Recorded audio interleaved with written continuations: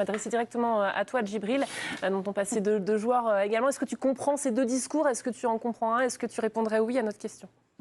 Non, moi j'irai pas au clash. C'est pas une date FIFA. Les clubs ne sont pas obligés de libérer. Le club veut pas te libérer. Tu restes à la maison, point à la ligne. Pourquoi aller au clash et te mettre en porte-à-faux avec ton club pour la saison? Ton employeur, en fait, c'est ça. Ça sert à rien. Pour l'amour du drapeau, par exemple. C'est une hypothèse. Oui, mais t'as pas le droit. Tu peux pas. Tu vas pas te battre avec ton club. Bon. Parce que. Prendre exemple sur Dibu Martinez, c'est ce que je veux dire. Je l'avais pas vu venir quand même. Comment? Prendre un exemple, c'est pas question de pas aimer, sur Dibu Martinez, je l'avais pas vu venir. Ah ouais? Je sais pas. C'est-à-dire que Dibu Martinez, moi je le déteste, mais vous avez décrété que tout ce qu'il disait c'était débile en fait. Mais non, mais c'est pour rire, calme-toi toi aussi, là, premier degré, là, tu vas te détendre, mais là où je suis en désaccord avec Djibril, potentiellement. Avec la Fontaine, c'est vite réglé l'histoire. J'y retourne dès demain et je veux dire, je serais très content. On t'accueille déjà. D'y retourner parce que je me sens mieux avec eux qu'avec vous. Je vous le dis très franchement. C'est beaucoup mieux. Merci. Non, mais moi je pense qu'en fait, les joueurs français, globalement, ils ont envie de faire les jeux comme moi, parfois de manger une glace. C'est-à-dire que oui, ils ont envie, mais bon, si on leur dit non, il se passe rien. C'est à domicile, non? C'est ça qui donne une dimension particulière. Bah oui, mais sauf qu'ils ont. Quel joueur français a fait quelque chose de plus que de demander à son club qui leur a répondu non et ils ont dit OK, rien. Rien. Là, c'est-à-dire Dibu Martinez, c'est-à-dire que Griezmann, il est venu, Kylian Mbappé, etc. Et je comprends que ce soit difficile. Il y a des enjeux, ils sont payés très cher, il y a plein de trucs qui rentrent en ligne de compte. Mais ce n'est pas un enjeu prioritaire. C'est-à-dire qu'ils aimeraient bien, ils émettent une envie, mais c'est pas à la vie et à la mort. Et je pense que pour Emiliano Martinez, ça représente plus de choses pour lui de défendre le maillot de son équipe nationale que pour certains de nos joueurs. Et je ne leur en fais pas le reproche. Je pense que quand ils jouent en équipe de France, ils sont très contents de le faire, etc. Mais c'est ça ou c'est pas ça, ils s'en remettent assez vite. Bon, la réponse, elle est là, tout simplement. Et il y a des joueurs peut-être qui auraient pu prendre davantage de risques, faire des campagnes de presse plus importantes, aller au match avec leur club, essayer de les convaincre.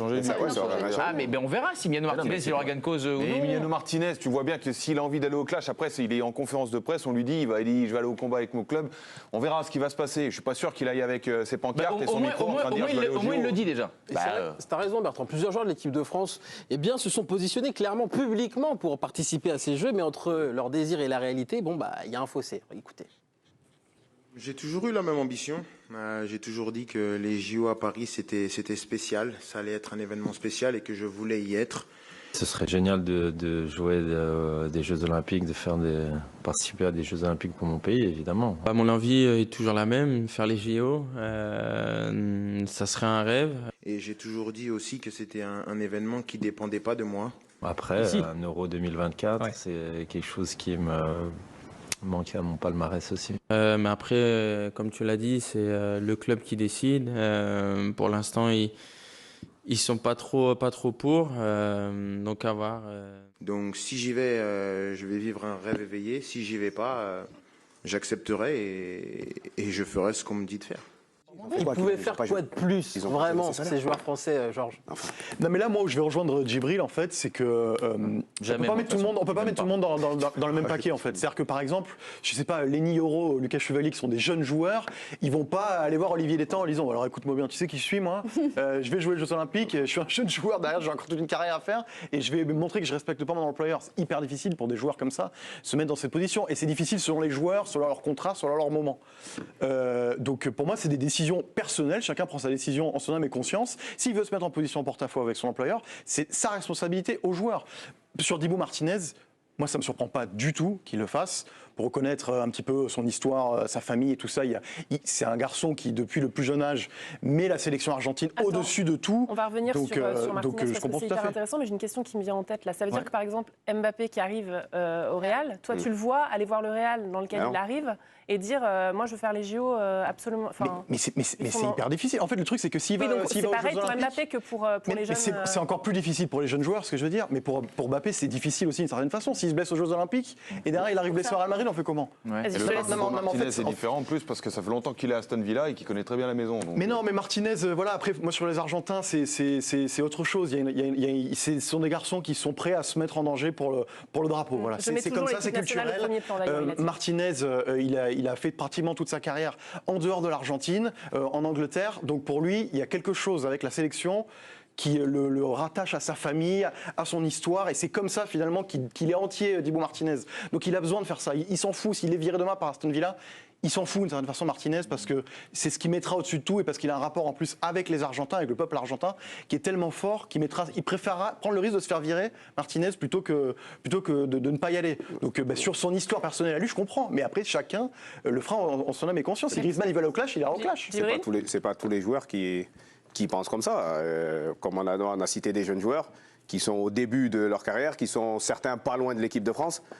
Chevalier, Euro, voilà, c'est pas loin d'être en A. Je les vois pas aller au clash et s'embrouiller avec leur club surtout que ça pour les te JO. la peau de ta carrière. Voilà, on leur dit non, c'est tout en fait. C'est ça, c'est quand même un combat perdu d'avance, j'ai l'impression. Ah oui, c'est beau vouloir aller au clash, ça reste son employeur, c'est lui qui décide, et il te dit non, Alors que je vois pas dans quel cas tu crois... Eux, c'est les salariés particuliers, c'est pas la même chose que c'est pas le pouvoir, quasiment le pouvoir. Pas trop pour. Le pouvoir est à eux, c'est-à-dire que si Griezmann il avait voulu aller au clash vraiment, Griezmann, je crois qu'il aurait pu. Mais je sais pas, je dis simplement que Griezmann, l'Atlético peut pas décider, tu t'es mis à la faute, hop, tu joues plus pendant 6 mois. Par rapport à l'économie de l'Atlético, ce qui coûte en salaire, etc., c'est très difficile. L'exemple que prenait Djibril en off sur Mbappé, d'ailleurs ils sont même pas au bout, ils l'ont même pas mis au placard pendant 6 mois. Mais je veux dire, le Paris Saint-Germain a une économie un peu différente qui fait qu'à la limite, s'ils ont décidé de faire une question de principe, et encore ils ne l'ont pas fait, l'argent n'est pas un problème pour eux. Et pour 9 clubs sur 10, l'argent est un problème. Et un mec qui te coûte énormément de salaire, tu peux difficilement lui dire, tu joueras plus jamais. Mais par exemple, Olivier Giroud. Olivier Giroud est en fin de contrat avec le Milan AC. Si c'était hyper important pour lui, et ben, tu fais les jeux, puis tu trouves un club après. Je lui fais pas le reproche. Tu l'imposes à ton nouveau club. Voilà, tu l'imposes et tu mets dans une clause, sachant que lui, l'argent il l'a fait, sa carrière elle est presque finie, c'est pour ça qu'il va aux États-Unis. Je lui fais pas le reproche. Je dis simplement dire à la télé, je veux faire les jeux, tout en sachant que c'est difficile et prendre aucune précaution pour qu'en fait tu puisses les faire.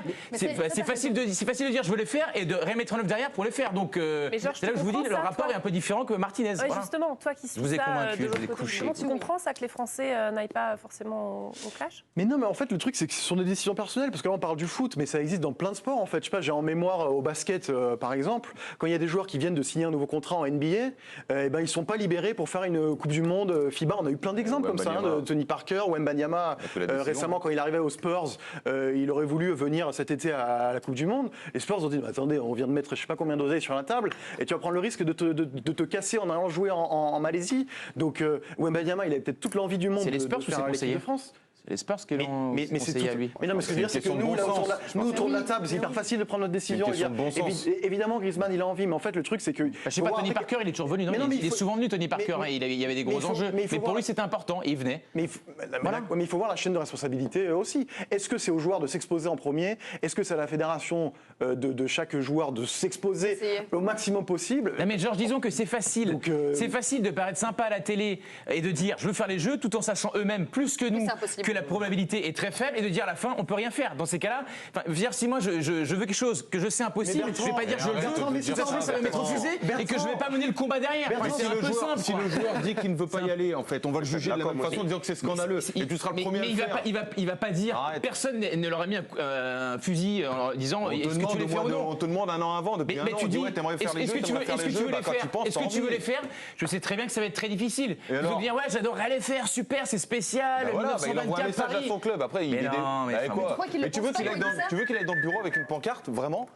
En train de dire je fais grève si je fais pas les jeux. Mais je dis pas ça, je dis dans ces cas-là, ne venez pas faire les mecs sympas en conférence de presse alors que vous savez que c'est impossible. Ça n'a rien à voir avec. Pourquoi Griezmann il y a 4 jours, il sait qu'il va pas faire les jeux, il dit bien sûr, j'aimerais faire les jeux. Il met une balle à Deschamps. De toute façon, c'est pas lui qui décide alors qu'il sait que son club depuis 6 mois ils veulent pas. Donc quel est l'intérêt de ces déclarations? Parce qu'on lui pose la question. Mais dans ces cas-là, tu dis je sais très bien que c'est impossible. J'adorerais mais je n'y arriverai pas. Encore en train de discuter. Mais tu sais que quand les jeux ont commencé, il pourra plus. Tu sais que la liste définitive elle est pas tout de suite. Je sais que c'est le 3 juillet, ouais. C'est-à-dire que ceux qui n'ont pas trouvé des solutions depuis un an, là, sur 4 jours, ils vont en trouver. En fait, moi, je pense qu'il y a une réalité. Toi, ça t'énerve de voir Griezmann dire ça. Non, mais je cite Griezmann et un autre. Mais en fait, moi, quand je vois Griezmann l'autre jour prendre la parole en conférence de presse et dire je veux faire les jeux, en fait, moi, je vois juste l'impuissance des joueurs, en fait. C'est-à-dire que finalement, parler en conférence de presse, c'est son seul moyen de mettre ça sur la place publique, de faire comprendre qu'il aimerait y aller et peut-être faire réagir son club d'une certaine façon. Mais on voit bien que... D'avoir d'autres moyens de pression aussi. Est-ce qu'on va... Je sais pas si c'est un moyen de pression. question. Moi, ça n'a pas fonctionné de toute manière. Mais non, mais il y a quoi comme autre moyen? C'est pour ça que je posais la question. Non, mais enfin bon. Il n'y a pas d'autre. Pour moi, c'est le club, il te laisse ou il te libère et il te libère pas. La problématique des Jeux Olympiques, c'est que ça va absolument pas changer la cote du joueur. C'est rien. Enfin, je veux dire, à part faire un plaisir personnel de dire j'ai gagné les JO, basta, et rencontrer les autres athlètes parce que t'aimes bien, je sais pas moi, le basket, tu vas rencontrer les athlètes, l'athlétisme. Après, il y a des gens qui ne suivent. Après, il y a des joueurs en tant que joueur de foot. Oui, mais il y a des gens qui ne suivent. Tu la gagnes, ta cote c'est la même. Il y a des gens qui ne suivent que les jeux. Il y a des gens qui ne suivent que les jeux. Alors bien sûr, le foot est hyper. Non mais d'accord. Mais ce que je veux dire, c'est que pour l'intérêt d'un club, il faut qu'il y ait un intérêt d'envoyer un joueur au jeu. Il faut qu'il y ait quelque chose derrière. Là, il n'y a rien. Le club a tout à perdre. Donc, moi, je trouve ça complètement logique. Je ne vois pas pourquoi, en fait, tu mettrais... c'est un kiff, en fait. Soit tu fais plaisir à ton joueur et tu lui dis merci pour tout, vas-y, régale-toi. Soit tu dis écoute, on prend le 2 juin, tu vas venir tout de suite. Et non, mais ça, d'accord. On est d'accord là-dessus. Les clubs font ce qu'ils veulent. Simplement que là, vous avez pris un extrait sonore avec 3 joueurs, Mbappé, Giroud, Griezmann, 2 joueurs. 2 joueurs sur 3. Je finis juste. 2 joueurs sur 3. 2 joueurs sur 3. Laisse-moi finir. 2 joueurs sur 3 étaient libres à la fin de la saison. Oui ou non? Oui. 2 joueurs sur 3 étaient libres à la fin de la saison. Les 2 joueurs sur 3 se sont engagés et les jeux, hormis dire je veux les faire, non, rien fait en sorte pour les faire. Je dis pas que j'aurais fait différemment. Je dis simplement que Kylian Mbappé, tout Kylian Mbappé qu'il est, je pense que s'il veut, il en fait une question de vie ou de mort de faire les jeux, il réussit à les faire. Mais c'est pas grave. C'est pas grave. Mais parce que forcément ils sont engagés avant. Ils sont engagés avant, donc c'est cuit. Giroud, je pense qu'il aurait pu le mettre. Il aurait pu le mettre dans son truc. Sans dénigrer les États-Unis, mais il aurait pu dire 2000 ans. Je fais mes JO et je viens vous voir. Parce qu'en plus, ça reprend un peu plus tard les États-Unis, non? Oui, leur saison est décalée.